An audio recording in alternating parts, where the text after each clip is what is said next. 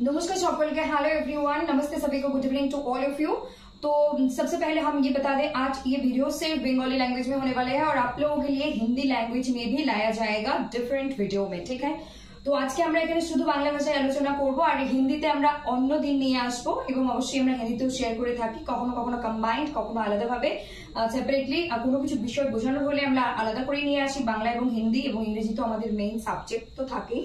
তো আজকে যেটা আমরা ফোকাস করছি সেটা হচ্ছে পেপার 1 এবং কি কি বিষয় আছে নেই তার আগে অবশ্যই please do like, comment, share and subscribe to SP literature and hit the bell icon so that you never miss an update. ज्यादा से ज्यादा like, comment, share and subscribe कर दीजिए, जुड़े रहिए एसपी लिटरेचर के साथ। প্রচুর পরিমাণে লাইক, কমেন্ট, শেয়ার এবং সাবস্ক্রাইব করে দেখতে থাকুন এসপি লিটারেচার। বেল আইকনকে ক্লিক বা হিট বা প্রেস করে দিন বা দাও বা দিও, যাতে করে কোনো রকম কোনো ইম্পর্টেন্ট আপডেটস, ইনফরমেশন, পড়াশোনা সংক্রান্ত বিষয়বস্তু তোমাদের দ্বারা বা আপনাদের দ্বারা বিচ্যুত না হয়। तो आप लोग बेल आइकन को प्रेस या फिर हिट या फिर क्लिक कर दीजिए ताकि आप लोगों से कोई भी इंपॉर्टेंट अपडेट्स, इन्फॉर्मेशन, एग्जाम से रिलेटेड बातें, पढ़ाई से रिलेटेड चीजें मिस ना हो, ठीक है। तो आज डेडिकेटली हम बंगाली में बोल रहे हैं, आप लोगों के लिए भी ये हिंदी में आएंगे, ठीक है। सो keep watching and do not skip this video because this video is going to be very informative, very helpful and very interesting, okay। So let's get started। তো আমরা শুরু করছি এখন তো বিষয় হচ্ছে যে আমরা জানি যে বাংলা, হিন্দি, ইংরেজি এই তিনটে এরকম ভাষা যার মাধ্যমে আমরা কথোপকথন করে থাকি। বেশিরভাগ আমরা মনে করি যে অল ওভার ইন্ডিয়াতে এবং পুরো বিশ্ব ব্রহ্মাণ্ডে মানে অন্যান্য দেশেও ইংরেজি একটা মাধ্যম, ইন্টারন্যাশনাল ল্যাঙ্গুয়েজ, যেখানে আমরা ইন্টারন্যাশনালি সবার সাথে কানেক্ট করতে পারি। আর বাংলা কিছু অংশে বা কিছু মানুষের, কিছু বলতে বেশি সংখ্যক মানুষেরই আছে এবং যার যেটা মাতৃভাষা আলাদা আলাদা। তো সেক্ষেত্রে আমরা ধরেই নিই যে বাংলা, হিন্দি, ইংরেজিটা মোটামুটি কম বেশি সবাই জানি, কারণ এই তিনটে মাধ্যমে আমরা একটু কথোপকথন করে থাকি। আদার্স যে ল্যাঙ্গুয়েজ গুলো আছে সেগুলো আছে, অবভিয়াসলি তাদেরও আলাদা আলাদা ইম্পর্টেন্স আছে। যাই আসা যাক আমাদের টপিকে। তো যেহেতু কেন টপিকটা তুললাম, কারণ যতক্ষণ না আমরা বিষয়টা নিজের মাতৃভাষায় বুঝতে পারি বা আমাদের মগজে ঢুকছে, ততক্ষণ আমরা কেন ইউজিসি নেট, সেট, গেট, কেন কোনো রকম কম্পিটিটিভ এক্সাম বা কোনো রকম কোনো ক্লাসের সেমিস্টারের পরীক্ষাতেও ভালো স্কোর বা ভালো নম্বর বা ভালো কোনোভাবেই আমরা উত্তীর্ণ হতে পারি না বা পারবো না, এটা সত্য কথা। তো আজকে আমরা পেইড ক্লাস ডেমো একটা শেয়ার করছি, আজকের তারিখ এটা। তো তোমাদের জন্য একটা পেইড ক্লাসের ডেমো দিচ্ছি আমরা। For the very first time we are sharing this kind of video on SP literature. So paper 1 UGC NET SET and JRF and GATE is totally different, কারণ GATE এর পেপার 1 এ বেশিরভাগটাই আলাদা, দু একটা জিনিস শুধু নেটের মতো থাকে। তো এই যে হোয়াটসঅ্যাপ নাম্বার আছে, এটা হলো বিজনেস কন্ট্যাক্ট, কোনো কেউ যদি কোলাবোরেটিভলি ওয়ার্ক করতে চান বা কোনো অনলাইন পেইড কোর্স নিতে চান বা অফলাইন, তাদের জন্য এই কন্ট্যাক্ট নাম্বার, তারা যোগাযোগ করতে পারে। ব্যক্তি এবং বিষয় অথেন্টিক হলে আমরা বিজনেসের প্রমোশন করে দিই বা দেবো এবং আমরা ক্লাসও দিয়ে থাকি অবশ্যই। তো আজকে আমার মেইন বিষয়, আমি যেরকম একটা প্রমিস করেছিলাম বা তোমাদের সাথে বা আপনাদের সাথে কথা দিয়েছিলাম আমি, যে আপকামিং এক্সাম ডিসেম্বর 2025 এ আমি মানে 30 থেকে 50টা নাম্বার তোমাদেরকে হাতে ধরিয়ে দেবো। কিরকম হাতে ধরানো, যেগুলো বলা হবে সেগুলো A to Z ফলো করতে হবে, সেটা আমি প্রমিস করেছি নিজের সাথে, তোমাদের সাথে, আপনাদের সাথে এসপি লিটারেচারে করেছি, বলেছি। এবং আমার মনে হয় যে আজকে আমি যে বিষয়টা আলোচনা করতে যাচ্ছি, আমি অলরেডি সেই প্রমিসের এক ধাপ তো এগিয়ে গেছি, আরো এক ধাপ এগিয়ে যাচ্ছে আজকের এই ভিডিও বানানোর পর। কারণ আরসি মানে হচ্ছে শর্ট ফর্ম রিডিং, আরসি হলো রিডিং কম্প্রিহেনশনের শর্ট ফর্ম। তারপর ডিআই আমরা বলে থাকি ডেটা ইন্টারপ্রিটেশনের, অনেকে এটার বিষয়ে জানে আবার অনেকে জানে না। তো তার জন্য বলে দিলাম এমআর মিনস ম্যাথমেটিক্যাল রিজনিং। এই তিনটে ইউনিটকে আমি কেন নিয়ে এলাম, এই তিনটে পেপার 1 এর টোটাল 10টা ইউনিট, তার মধ্যে এই তিনটে এমন একটা ইউনিট, এমন তিনটে ইউনিট যেখানে আমরা পুরো ফুল মার্কস স্কোর করতে পারি। অবভিয়াসলি এখান থেকে কেউ চাইলে পুরো নাম্বারটা তুলে নিতে পারে, এখানে কোনো রকম কোনো নাম্বার মানে ঠিক মতো ম্যাথ ঠিক মতো আরসি সলভ করতে পারলে নাম্বার কাটা যাওয়ার কোনো ভয় নেই। সেক্ষেত্রে যেমন অন্যান্য ইউনিটে teaching aptitude, ICT, people development, environment, higher education, বলা হয় যে প্রতি, আমাদের সিলেবাসের নিচে লেখা আছে বিশেষ দ্রষ্টব্য বা নোটস, যে প্রতি ইউনিট থেকে 5টা করে প্রশ্ন জিজ্ঞেস করা হবে, কিন্তু আদতে তা হয় না। কখনো কোনো ইউনিট থেকে 7টা প্রশ্ন জিজ্ঞেস করা হয়, থিওরিটিক্যালের ক্ষেত্রে বেশি বলছি। কখনো কোনো প্রশ্নের ক্ষেত্রে আমরা 3টে দেখতে পারি, কখনো 2টো, কখনো 5টা, কখনো 7টা।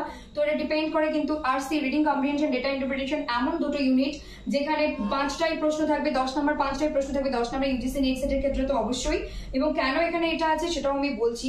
আর ম্যাথমেটিক্যাল রিজনিং এর ক্ষেত্রেও আমি যেটা গত লাস্ট যে এক্সামটা দিয়ে এলাম, যেটা খুবই ডিফিকাল্ট হয়েছিল পেপার, আমি সেখানেও দেখেছি টোটাল 8টা থেকে 10টা অঙ্ক পেয়েছি, যেটা 5টা ডেটা ইন্টারপ্রিটেশনে, আরো 4টে অঙ্ক বা 5টা অঙ্ক আমরা ম্যাথমেটিক্যাল রিজনিং থেকে দেখেছি।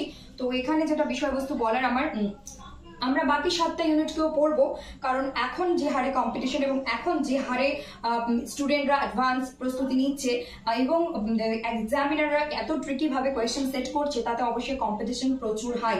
তো সেটাও আমাদের মাথায় রাখতে হবে, কিন্তু আমাদেরকে এটাও রাখতে হবে যে কিভাবে আমরা কোনটা থেকে ফুল স্কোর তুলে নিয়ে আসতে পারবো সেদিকেও খেয়াল রাখতে হবে।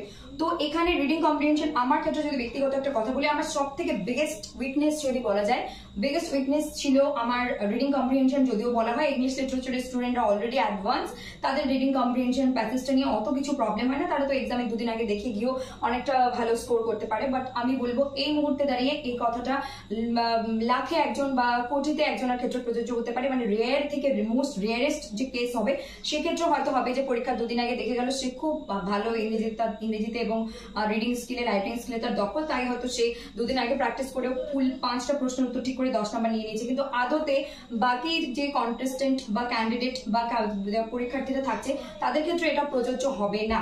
কেন প্রযোজ্য হবে না? কারণ কোনোভাবে উইদাউট প্র্যাকটিস ফুল মার্কস কম্পিউটারে এক্সাম স্ক্রল করতে হয়, A to Z কমপ্লিট করে 5টা ঠিক করে 5 করে 10 নাম্বার আনা ইন জেনারেল কারোর পক্ষেই পসিবল নয়। কিন্তু without practice it is not possible, but with practice it is 100 নেই 200% পসিবল। তো ডেটা ইন্টারপ্রিটেশনের ক্ষেত্রেও ঠিক তাই। ডেটা ইন্টারপ্রিটেশনে যারা ভাবে যে যারা আর্টস স্টুডেন্ট তাদের অঙ্ক দেখলে একটু ভয় লাগে, স্বাভাবিক ব্যাপার। যদিও আমার 10th এর পর 11, 12 স্ট্যান্ডার্ড সায়েন্স ছিল, কিন্তু সেটা বলছি না আমি। কিন্তু ডেটা ইন্টারপ্রিটেশন নিয়ে অনেকটাই ভয় থাকে। আমাকে যদি বলা যায় সায়েন্স নিয়ে পড়ার পরেও ম্যাথের উপর কি সত্যি আমার ভালোবাসা আছে, এই মুহূর্তে দাঁড়িয়ে সত্যি আমার ম্যাথের প্রতি ভালোবাসা আছে, যেটা হয়তো আমি লাস্ট 3 বছর ধরে প্র্যাকটিস করতে করতে বলতে পারছি যে হ্যাঁ আমার ম্যাথ সব সলভ করতে বা ডিআই সলভ করতে, ম্যাথমেটিক্যাল রিজন সলভ করতে ভালো লাগে। ওটা তৈরি করেছি আমি এবং পরিস্থিতির সাপেক্ষে এবং চাপে পড়ে নিজে প্র্যাকটিস করতে করতে তৈরি হয়েছে। কিন্তু সায়েন্স ব্যাকগ্রাউন্ড নিয়ে পড়েও আমাকে যদি 3 বছর আগে 4 বছর আগে জিজ্ঞেস করা হতো যে ডু ইউ লাইক ম্যাথ, আমি কি ম্যাথ পছন্দ করি সলভ করতে, তো আমি একবারই বলতাম না, একদম যেটা অনেস্ট কনফিউশন হতো। সেটা 3-4 বছর আগের কথা। কিন্তু এখন 3-4 বছর পর প্র্যাকটিস করতে করতে আমার এটা এখন একটা ফেভারিট টপিক হয়ে দাঁড়িয়েছে এবং আমার মনে হয় যে এটা এখন এরকম আসানিতে আমরা সলভ করতে পারবো। যদি ট্রিকি হয় সেক্ষেত্রেও আমাদের সেরকম টেকনিক থাকবে। আর বিষয় হচ্ছে যে অনলাইন অফলাইন কোর্সের কথা বলা আছে, এখানে নাম্বার দেওয়া আছে 6295286207। অল ওভার ইন্ডিয়াতে আমরা কোর্স দিচ্ছি। Online obviously online all over ইন্ডিয়ার যে কোনো প্রান্ত থেকে নিতে পারে, আর অফলাইন তো আমার ডিস্ট্রিক্ট ছাড়া এই মুহূর্তে পসিবল নয়। তো অনলাইনে আমরা হিন্দি, যারা হিন্দি মিডিয়াম চাচ্ছে তাদেরকে আমরা জিনিসপত্র ইংলিশেই দেবো, যেহেতু এক্সামে এই পেপার 1-এ অনেক কিছু ইংলিশেই থাকছে। হিন্দিতে এই মুহূর্তে আমরা নোটস দিতে পারবো না, কিন্তু ইংলিশেই দিতে পারবো। আর বোঝানোটা হিন্দিতে ডেফিনেটলি দিতে পারবো A to Z ডেফিনেটলি। আর হচ্ছে বাংলাতে যারা আছে তাদের বাংলাতে বোঝাতে পারবো, কোয়েশ্চেন তো ইংলিশেই থাকবে। আর অবশ্যই যারা শুধু ইংলিশ মিডিয়াম তাদের জন্য ইংরেজিতে বোঝানো, ইংরেজিতে পড়ানো, পেপার 1 পেপার 2 এই 3টে ফ্যাসিলিটি আমাদের এখানে বর্তমানে রয়েছে এবং থাকবে ভবিষ্যতে। তো ম্যাথমেটিক্যাল রিজনিং গেল। এখন আমি এখানে আসি, এক একটা করে টপিক ধরে নিয়ে আসি। এখন আমরা চলে আসছি আরসির ক্ষেত্রে, এখন আসছি এবং আরসি নিয়ে আলোচনা করছি, ঠিক আছে। Reading comprehension. তো আরসি করতে গেলে কি করতে হবে? ধরে নিই আজকে আমি এই ভিডিওটা দিচ্ছি, কোনো একটা ক্যান্ডিডেট জাস্ট প্রথমবার সে শুরু করতে যাচ্ছে জার্নি, আর এই জার্নিটা শুধু যে নতুন প্রথমবারের জন্য এক্সাম দিতে যাবে তার ক্ষেত্রে অ্যাপ্লিকেবল হবে, যারা অলরেডি 2-4 বছর দিয়েছে তাদের জন্য অ্যাপ্লিকেবল হবে, যারা 10 বছর দিয়েও কোনো কারণে এক্সাম ক্র্যাক করতে পারেনি তাদের জন্য অ্যাপ্লিকেবল হবে। সো ওল্ড মানে নিউ টু ওল্ড, নতুন থেকে পুরনো সবার জন্য প্রযোজ্য হবে। রিডিং কম্প্রিহেনশন প্যাসেজকে সলভ করার কি টিপস এন্ড ট্রিক্স আছে, এটা ডেমো, এটা আমার অনলাইন পেইড ক্লাসের ডেমো থাকছে।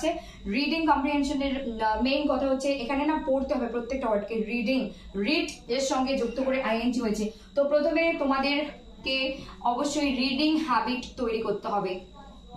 রিডিং হ্যাবিট, ভাবতেই পারে যে প্রশ্ন উত্তর থাকবে রিডিং হ্যাবিট কেন তৈরি করবো। Reading without making your reading habit you can't be able to score that much. Full marks you can't score. Full marks যদি চাও বা জানিতে হয় তাহলে রিডিং হ্যাবিট তৈরি করতে হবে। কোথা থেকে রিড করবে, কিভাবে রিড করবে সেটাও আমি বলে দেবো।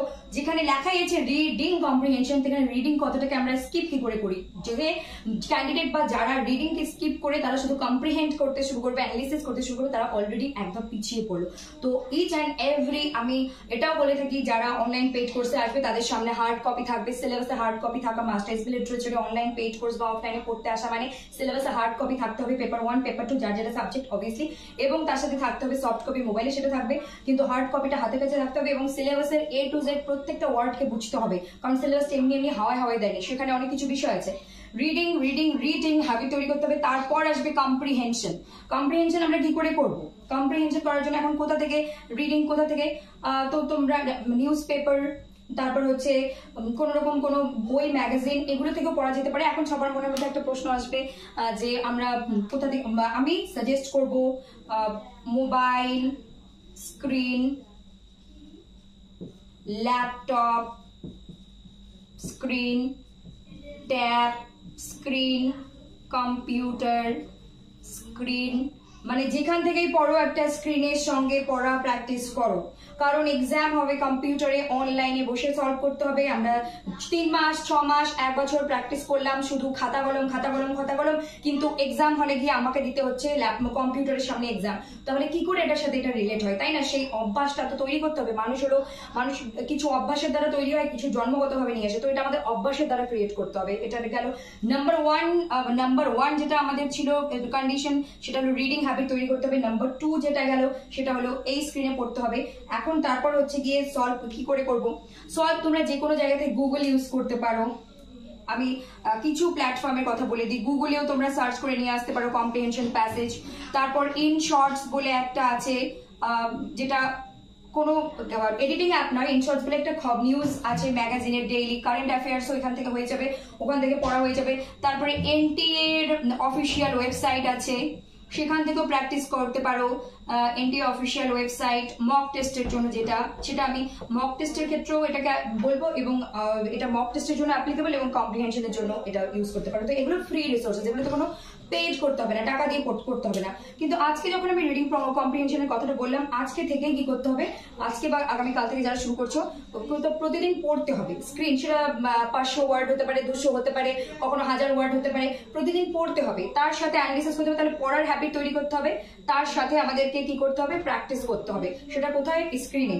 তো এই 3টে শর্ত যদি পূরণ করা যায়, তাহলে এখান থেকে আমরা ফুল মার্কস তুলতে পারবো। কিন্তু এটা শুধু একদিনের নয়, পরীক্ষার 1 সপ্তাহ আগে করলেও হবে না, এটা কন্টিনিউয়াসলি করতে হবে। Without practice you can't do it, without practice you can't score full marks. তো ফুল মার্কস চাইতে গেলে প্রথম দিন থেকে শুরু করতে হবে, সেটা তোমার 3 মাসের জার্নি হোক, 6 মাসের, 1 বছরের, 2 বছরের, যেটাই জার্নি হোক না কেন আপকামিং এক্সামের। তো নেক্সট পয়েন্টে আমরা আসছি ডেটা ইন্টারপ্রিটেশন। ও হ্যাঁ, আরেকটা কথা মিস করে গেলাম, যেটা হলো এখানে 30 কেন লিখেছি। 30-র কথা লিখেছি মানে ইউজিসি নেট সেটের ক্ষেত্রে পেপার 1-এ 5টা প্রশ্ন, 10 নম্বর রিডিং কম্প্রিহেনশন। ইউজিসি নেটে ইংলিশ লিটারেচারে এবং আরো অন্যান্য সাবজেক্টের ক্ষেত্রে একই প্যাটার্ন, যদি আমি ভুল না হয়ে থাকি।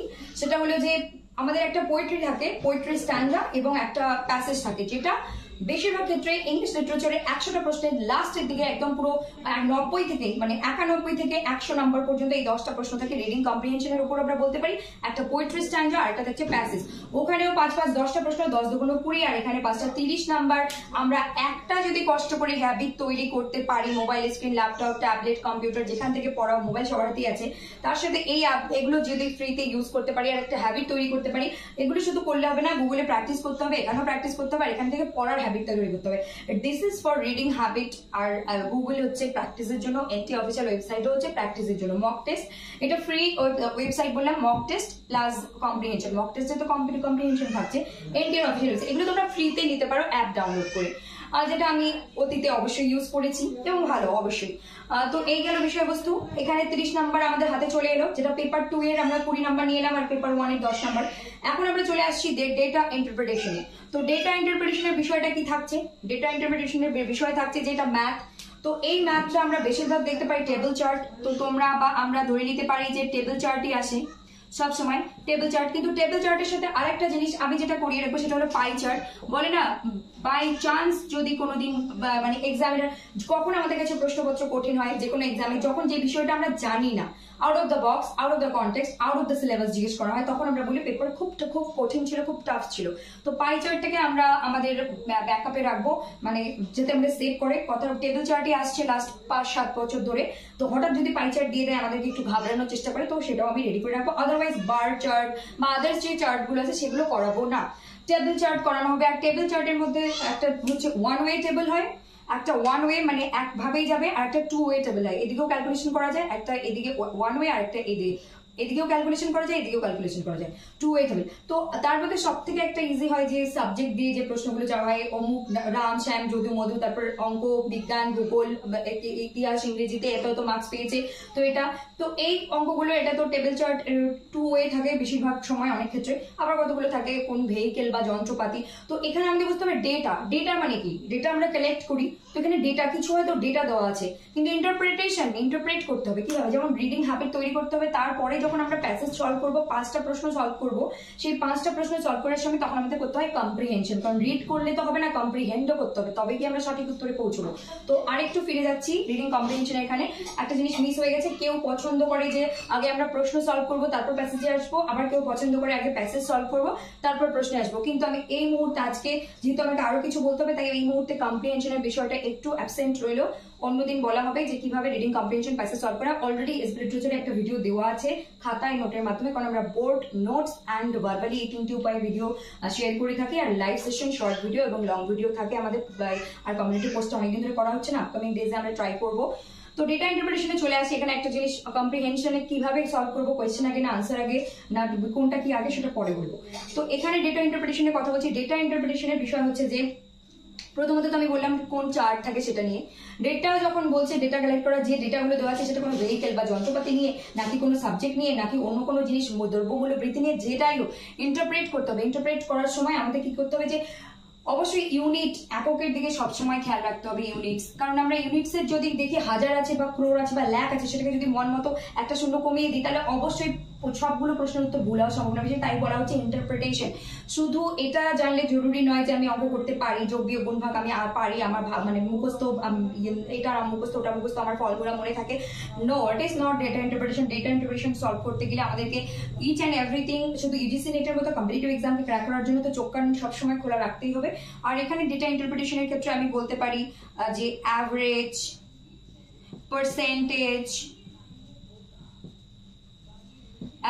পার্সেন্টেজ, তারপর রেশিও, পার্সেন্টেজ রেশিও, এগুলো আমাদের লাগবেই। অ্যান্ড এটা টেবিল, অন্য ক্ষেত্রে টেবিল বলবো, কিভাবে টেবিল সেটা আমি পরে বলবো। অ্যাভারেজ জানতে হবে কি জিনিস, পার্সেন্টেজ কি জিনিস, রেশিও কি জিনিস, এই 3টে আমাদের মেইন থাকবে। কারণ আমরা ডেটা ইন্টারপ্রিটেশনের ক্ষেত্রে সবসময় একটা রেশিওর অঙ্ক দেখেই থাকি, আর এভারেজের অঙ্ক আমরা দেখেই থাকি, আর পার্সেন্টেজ তো ডেফিনেটলি একটা থেকে দুটো, ওই 5টা প্রশ্নের মধ্যে একটা থেকে দুটো প্রশ্ন থাকেই। আর যখন যারা অঙ্কে একটু দুর্বল, পার্সেন্টেজ দেখলেই তারা ভয়ে পালিয়ে যায়। তো ভয় পাওয়ার কিছু নেই, অনেক সহজ পদ্ধতিতে কিভাবে সলভ করতে হয় সেগুলো আমরা সলভ করাবো আমাদের পেইড ক্লাসে, এবং সম্ভব হলে ফ্রিতেও আমরা এসবি লিটারেচারে 2-4টে দিয়ে দেবো ডেমো। এবং যেটা আমরা দিয়েছিলাম 2025-এর 7 জানুয়ারি যে প্রশ্ন এসেছিল সেটা আমাদের এখান থেকে এসেছে, ডিটটো এসেছে, শুধু সংখ্যাটা এদিক ওদিক ছিল, কিন্তু টেবিল চার্টটা সেম ছিল। তারপর হচ্ছে কি, আর কি এখন চলে আসি ম্যাথমেটিক্যাল রিজনিং এ। তো আমি এখানে আরেকটা বিষয় বলবো, ডেটা ইন্টারপ্রিটেশন আর ম্যাথমেটিক্যাল রিজনিং একে অপরকে ভীষণভাবে সাপোর্ট করবে। যেমন teaching aptitude, communication, research aptitude, higher education, information and communication technology, আমি যখন সিলেবাস বুঝিয়েছিলাম আমি একটা ইন্টারলিঙ্ক বা কানেকশন খুঁজে দিয়েছিলাম, যেখানে কমিউনিকেশনের ক্লাসরুম সেট আপ থাকে, সেটা কিন্তু টিচিং অ্যাপটিটিউডেও প্রযোজ্য। যেখানে রিসার্চ মেথোডোলজির ক্ষেত্রে আমরা অনেক কিছু হায়ার এডুকেশনের জিনিস দেখতে পাই, সেটা কিন্তু হায়ার এডুকেশন চ্যাপ্টারেও আছে। তো কিছু জিনিস যেমন সোয়ামকে আমরা হায়ার এডুকেশনেও রাখবো, রিসার্চেও, টিচিং এর ক্ষেত্রেও রাখতে পারি, কারণ সেগুলো পড়াশোনার পদ্ধতির মধ্যেই বা একটা সিস্টেমের মধ্যেই পড়ছে। তো এই ধরনের এক্সাম্পল। তো ঠিক সেরকম আমি ডেটা ইন্টারপ্রিটেশন এবং ম্যাথমেটিক্যাল রিজনিং দুটোকে আমি ইন্টারকানেক্ট করাবো, কারণ দুটো একে অপরকে হেল্প করবে। আমি যদি ডিআই এর জন্য অ্যাভারেজ, পার্সেন্টেজ, রেশিও এগুলোকে পুরো তটস্থ করে নিতে পারি বা একদম পুরো বুঝে নিতে পারি, তাহলে অবশ্যই সেটা আমাকে ম্যাথমেটিক্যাল রিজনিং সলভ করতে ওতপ্রোতভাবে সাহায্য করবে। আর ম্যাথমেটিক্যাল রিজনিং এর ক্ষেত্রে একটু ইন্টারেস্টিং জিনিস আছে, যেটা ব্লাড রিলেশন, তারপর হচ্ছে গিয়ে ডিরেকশন, ব্লাড রিলেশন, ডিরেকশন, এগুলো একটু ইন্টারেস্টিং, গুগলি টাইপ ইন্টারেস্টিং বলা চলে। কিন্তু ম্যাথমেটিক্যাল রিজনিং এ এখন ওই বিষয়টা নেই, এখন ম্যাথমেটিক্যাল রিজনিং হয়ে গেছে অনেকটা ডিফিকাল্ট। তো এখান থেকেও 5টা বা 4টা প্রশ্ন আসলে ফুল স্কোর যে আমরা করতে পারবো এরকমটাও নয়, কারণ এখানে যেমন আমি শর্ট ফর্মে লিখছি SI, simple interest, CI, compound interest, তারপরে হচ্ছে রেশিও, পার্সেন্টেজ, এগুলো তো থাকছেই, রেশিও, পার্সেন্টেজ, অ্যাভারেজ এখানেও লাগবে। তার পাশাপাশি আর কি লাগবে, তার পাশাপাশি এখানে আমরা ভগ্নাংশ, ফ্র্যাকশন দেখতে পারবো, ফ্র্যাকশন লাগবে, এখানেও ফ্র্যাকশন লাগবে, ফ্র্যাকশন থাকবে। তারপর আমরা এখানে আরো কিছু দেখতে পারবো, যেটা হচ্ছে কতগুলো আমরা মিশ্রণের অঙ্ক দেখতে পাই ছোটবেলার ক্লাস 5 to 8, 7, 8, 9, 10 এর ক্ষেত্রে। এই যে বালতির জল এখানে ভরা হলো, ওখানে ফাঁকা হলো, মানে টিউবওয়েলের কলের জল এরকম নল দিয়ে এখানে ভরা হলো, ওখানে কতটা টাইম লাগলো, এবং দুধ জলের মিশ্রণ। তো এখন নাম লাস্ট 3-4 বছর আগে আমি 1-2টো প্রশ্ন দেখেছিলাম, হ্যাঁ এরকম প্রশ্ন দেখেছিলাম যেখানে আমরা বলি মিশ্রণের অঙ্ক আমরা বাংলায় মানে বলতাম আর কি ছোটবেলায়, যখন আমরা যে বাংলা মিডিয়াম থেকে পড়াশোনা করেছি ওই ধরনের অঙ্কও প্রস্তুতি নিতে হবে মিশ্রণের। এবং এবার যে ইন্টারেস্টিং দেখেছি যে একটা অঙ্ক আসতো সোজাসুজি 1 লাইনের কোয়েশ্চেন, তাহলে হতো 1 লাইনের না এসে 4টে এদিকে অপশন দেওয়া হচ্ছে, এদিকে ম্যাচিং দেওয়া হচ্ছে। তো আমাদের একটা কোয়েশ্চেনের 2 নাম্বার নেওয়ার জন্য আমাকে 4টে কোয়েশ্চেন সলভ করতে হচ্ছে, এইভাবে ম্যাচ করতে হচ্ছে। তাহলে একটার কোয়েশ্চেনের 2 নাম্বার তুলতে আমাকে 4টা অঙ্ক সলভ করতে হচ্ছে, তাহলে সময় কতক্ষণ লাগবে? খুব এক্সপার্ট যদি কেউ হয় তারও কিন্তু একটা করে অঙ্কে 30 সেকেন্ড বা 1 মিনিট করে লাগলেও 4-5 মিনিট একটা অঙ্ক 2 নাম্বার নিতেই বেরিয়ে যাবে। তো কিন্তু এতটা সময় দেওয়া যাবে না, কিন্তু আমাদের সেভাবে প্রস্তুতি নিতে হবে। আর কোয়েশ্চেনের প্যাটার্নের জন্য কিন্তু এই লাস্ট যে এক্সামটা হয়েছে সেটা খুব ডিফিকাল্ট হয়েছে, জুন 2025, এটা আমরা অস্বীকার করতে পারবো না। খুবই ডিফিকাল্ট কোয়েশ্চেনের প্যাটার্ন ট্রিকি ছিল, ম্যাথস ট্রিকি ছিল, এবং অনেক কিছু বিষয় আমাদের আউট অফ দ্য কনটেক্সট জিজ্ঞেস করা হয়েছে, যার জন্য কিন্তু প্রশ্নপত্র ওভারঅল মিলে ডিফিকাল্টিতে চলে গেছিল। আর specially paper 2 English literature and paper 1 এর ক্ষেত্রে অনেক কিছু বিষয় বলতে পারি যে 50 ভালো ছিল আর 50%-এর মধ্যে একটু ট্রিকি বিষয় ছিল। বিশেষ করে তো আমি ডেটা ইন্টারপ্রিটেশন আমার কাছে ভীষণ ইজি লেগেছে, বা যেহেতু প্র্যাকটিস করেছি। ম্যাথমেটিক্যাল রিজনিং এর ক্ষেত্রে যে 4টে অঙ্ক ছিল একটু 2-1টা বাদে একটু ট্রিকি ছিল। তো যাই হোক, তো এখানে আমরা কিন্তু একে অপরকে আমাদের হেল্প করবে, আর তার জন্য এগুলো একটা জাস্ট আমি ডেমো দিলাম। এখন এগুলো কিন্তু প্রত্যেকটা ধরে ধরে কাজ হবে, এবং কিভাবে কি করতে হবে, কিভাবে অ্যাভারেজের উপর কমান্ড হাসিল করবো, পার্সেন্টেজ, রেশিও, কি টেবিল, মানে 1 থেকে 20 ঘর পর্যন্ত আমাদের মনে রাখতে হবে অঙ্ক সলভ করার জন্য। যোগ বিয়োগ গুণ ভাগ ওগুলো তো প্র্যাকটিস করতে করতে হয়ে যাবে, কিন্তু এগুলোও করতে হবে। আর তার সাথে আরো কিছু বেসিক জিনিস থাকবে, কারণ আমরা জানি যে নাম্বার দিয়েও n ইন্টু একটা ফর্মুলা দিয়েও অঙ্কটা চাওয়া হয়, সেই অঙ্কটা ঠিক করতে হবে। মিশ্রণের অঙ্ক হঠাৎ করে চাওয়া হয়, সেটা আমাদের প্রস্তুতি রাখতে হবে। ভগ্নাংশ, গড়, শতকরা, অনুপাত, তারপর সরল সুদ, চক্রবৃদ্ধি সুদ, এগুলো সব কমপ্লিট করতে হবে, কারণ এগুলো সিলেবাসে আছে। এবং আমি হয়তো এই মুহূর্তে profit loss, most important, profit loss চাওয়া হয়, একটা করে থাকবেই প্রফিট লস। আর এটাও অনেকের কাছে ডিফিকাল্ট থাকে, প্রফিট লস এটাও একটা most important topic mathematical reasoning এ। তো এই অঙ্কগুলো একে অপরকে পরিপূরকভাবে হেল্প করবে। আর আমাদের উদ্দেশ্য থাকবে 8টা, মানে এখানে তো 5টা থাকছে, এখানে 3টে আসুক, 4টে আসুক, মানে 8টা থেকে 10টা প্রশ্ন যেন আমরা ফুল স্কোর করে এখান থেকে যেন 30, 10, 40, 50টা নাম্বার স্কোর করতে পারি। আর এই যে ডেটা ইন্টারপ্রিটেশনে 30, আমরা যদি 300-র মধ্যে 30 এখানে স্কোর করতে পারি, ডিআইএ পেপার 1 পেপার 2 মিলে, P1 প্লাস P2 মিলে যদি এই স্কোরটা আমরা করতে পারি, তাহলে কিন্তু আমরা অলরেডি 300-র মধ্যে 10% আমরা কিন্তু তুলে নিতে সক্ষম হলাম। বাকি কিন্তু আমাদের থাকছে। তো আর একটা বিষয় হলো গিয়ে যে এখন যা পরিস্থিতি তাতে যার উদ্দেশ্য নেট ক্লিয়ার করা বা যার উদ্দেশ্য জিআরএফ ক্লিয়ার করা, সবারই উদ্দেশ্য জিআরএফ থাকা উচিত, কারণ অ্যাটলিস্ট জিআরএফটা না হলে নেট তো হবে। তো তাদেরকে বলছি আমি যে এই ডেটা ইন্টারপ্রিটেশন রিডিং কম্প্রিহেনশন বা অন্য ইউনিট, যে কোনো ইউনিটকে কেউ যদি অবহেলা করে তার পক্ষে পাওয়া খুবই ইম্পসিবল। বিশেষ করে আরসি আর ডি এর ক্ষেত্রে তো আমি স্ট্রংলি বলবো, কারণ হচ্ছে এই ম্যাথমেটিক্যাল রিজনিং এর ক্ষেত্রে হয়তো বা কারোর খুব যদি ডিফিকাল্ট লাগে 1-8টা টপিক নাও করতে পারে, কিন্তু তারপরেও বলবো যে এখানে আমি ফোকাস করলাম ব্লাড রিলেশন, ডিরেকশনের, তারপরে নাম্বার সিরিজ, লেটার সিরিজ, এগুলো তো খুবই ইজি, এগুলো তো 1-2বার দেখিয়ে দিলে যে কেউ প্র্যাকটিস করতে করতে ওটাও কমন হাসিল হয়ে যাবে প্র্যাকটিসের উপর। কিন্তু এগুলোর থেকে প্রশ্ন চাওয়া হয় যেখানে আমাদের 3টে প্রশ্ন আমরা এক্সপেক্ট করতে পারি, যেখান থেকে 3টে প্রশ্ন ভগ্নাংশের মতো থাকে ম্যাচিং দিয়ে, তারপর হচ্ছে গিয়ে প্রফিট লস, তারপর সিম্পল ইন্টারেস্ট, কম্পাউন্ড ইন্টারেস্ট বা মিশ্রণ টাইপের অঙ্ক, এগুলো বয়সের অঙ্ক থাকে, ওটাও অনুপাতের মধ্যে পড়ে। পিতা পুত্রের বয়স নিয়ে অঙ্ক থাকে, এজ নিয়ে ম্যাথ থাকে, এজ রিলেটেড, তো ওটাও কিন্তু বেশ ইজিও আবার ট্রিকিও, তো সেটা যারা জানে না তাদের ক্ষেত্রে কঠিন হয়। তো এখানে কিন্তু ম্যাথমেটিক্যাল রিজনিং এর মধ্যে যদি blood relation, direction, letter series, number series আর একটা যে কোনো একটা দিয়ে দিত, তাহলে তো ইজি, সবাই 5টার মধ্যে 5টা ঠিক করে 10 নাম্বার নিয়ে নিত। কিন্তু না, সেক্ষেত্রে এরকম কিছু প্রবলেম, ডিফিকাল্ট ট্রিকি জিনিস নিয়ে আসবেই আসবেনই ওনারা। তো এখানে যদি 10% এগিয়ে থাকে, এটা কিন্তু আমাদের জিআরএফ পেতে খুব হেল্প করে। কোয়েশ্চেন যদি খুব টাফ হয়, আমরা যদি এখানে 30টা নাম্বার, পেপার 1 পেপার 2 মিলে রিডিং কম্প্রিহেনশনে 30টা নাম্বার, আর ডিআই তে 10 নাম্বার 40, আবার ম্যাথমেটিক্যালের ক্ষেত্রে যদি 10 নাম্বার 50 নাম্বার রেখে দিতে পারি, তাহলে তাহলে নেট জিআরএফ যতই টাফ কোয়েশ্চেন হোক না কেন, সবার টাফ হলে সবার জন্যই হবে। আমরা কিন্তু ইজিলি অটোমেটিক্যালি আমরা অনেকটা নিজেদের নেট প্লাস জিআরএফ এর কাছাকাছি দোরগোড়ায় গিয়ে দাঁড়িয়ে থাকবো অন্যান্যদের থেকে। তো এগুলো একটু বুদ্ধি করে চলতে হবে, আর এগুলোকে ভয় পেয়ে সরে যাওয়া যাবে না, কারণ এখন যা পরিস্থিতি, বারবার বলবো, কোয়েশ্চেনের প্যাটার্ন, যারা এক্সামিনার্স কোয়েশ্চেন সেট করছেন আর যারা ক্যান্ডিডেট, সবাই খুব অ্যাডভান্স, সবাই খুব এক্সপিরিয়েন্সড, সবাই খুব পরিশ্রমী, সবাই খুবই ট্যালেন্টেড, মানে খুবই ভালো। তো আমাদেরকে ওই জায়গায় নিয়ে যেতে হলে এগুলোর উপর আমাদের কমান্ড হাসিল করতে হবে। যদি নেই, ভয়ের কিছু নেই, প্র্যাকটিস করতেই হবে। যারা আজকে ওই জায়গায় পৌঁছেছেন তারা অবশ্যই পরিশ্রম করেই গেছেন। কেউ রাতারাতি কোথাও যেতে পারে না, কোনো সাকসেস আনতে পারে না, এটা চিরন্তন সত্য কথা। তো ভয় পাওয়ার কিছু নেই। এসবি লিটারেচার তোমাদের সাথে আছে, আপনাদের সাথে আছে। ডেফিনেটলি আমরা এই 50টা নাম্বারের জন্য তো হেল্প করবোই, তার সাথে আদার্স যে ইউনিটগুলো আছে, পেপার 1 পেপার 2, সেখানেও আমরা অবশ্যই হেল্প করবো। আর পেইড কোর্সের জন্য তো অবভিয়াসলি একটু ওখানে তো আমাদের আরো বেশি থাকেই। কি বেশি থাকে, যে যারা পেইড কোর্স, যেটা আমাদের একটা রেসপন্সিবিলিটি, আমাদের একটা দায়িত্ব থাকে যে এই ক্যান্ডিডেটটাকে আমাকে এই লেভেল অব্দি পৌঁছতেই হবে। তার ভুল ত্রুটিগুলো আমরা দেখতে পাচ্ছি, সামনে থাকছে ক্লাসে, অনলাইনের মাধ্যমে বা অফলাইনের মাধ্যমে তাকে দেখতে পাচ্ছি, বুঝতে পারছি তার ভুল ত্রুটিগুলো। কিন্তু যারা র্যান্ডম ভিউয়ার, লার্নার, স্টুডেন্ট, তাদের তো প্রবলেমটা দেখতে পাচ্ছি না। তাহলে কি করে তাদেরকে ফ্রিতে তো আমি 50 নাম্বারের এই ট্রিক্সগুলো শেয়ার করেই দিলাম, আরো করবো, কিন্তু তাদের কি প্রবলেম খাত থাকছে সেটার উপর তো আমরা কাজ করতে পারছি না। এটাই অনলাইন আর অফলাইনের মধ্যে ডিফারেন্স, মানে অনলাইন অফলাইন ডিফারেন্স বলতে পেইড কোর্স আর ফ্রির মধ্যে ডিফারেন্স, যে যাকে সামনে থেকে মনিটর করতে পারছি আর কাউকে মনিটর করতে পারছি না, র্যান্ডমলি ভিডিও দেওয়া হচ্ছে, র্যান্ডমলি তারা শিখছে। অবশ্যই সেইভাবেও এক্সাম ক্র্যাক করা যায়। So that's it for today. Thank you very much. Stay connected with SB Literature and please do like, comment, share and subscribe to SB Literature and hit the bell icon so that you will miss an updates. ज़्यादा से ज़्यादा like, comment, share and subscribe कर दीजिए। जुड़े रहिए SB Literature के साथ। नमस्ते, धन्यवाद, नमस्कार সবাইকে, শুভরাত্রি, ভালো থাকুন, সুস্থ থাকুন। আজকে এটা বাংলাতে থাকলে অন্যদিন আমরা হিন্দিতে আলোচনা করব। নমস্কার, বাই বাই, টেক কেয়ার, শুভরাত্রি।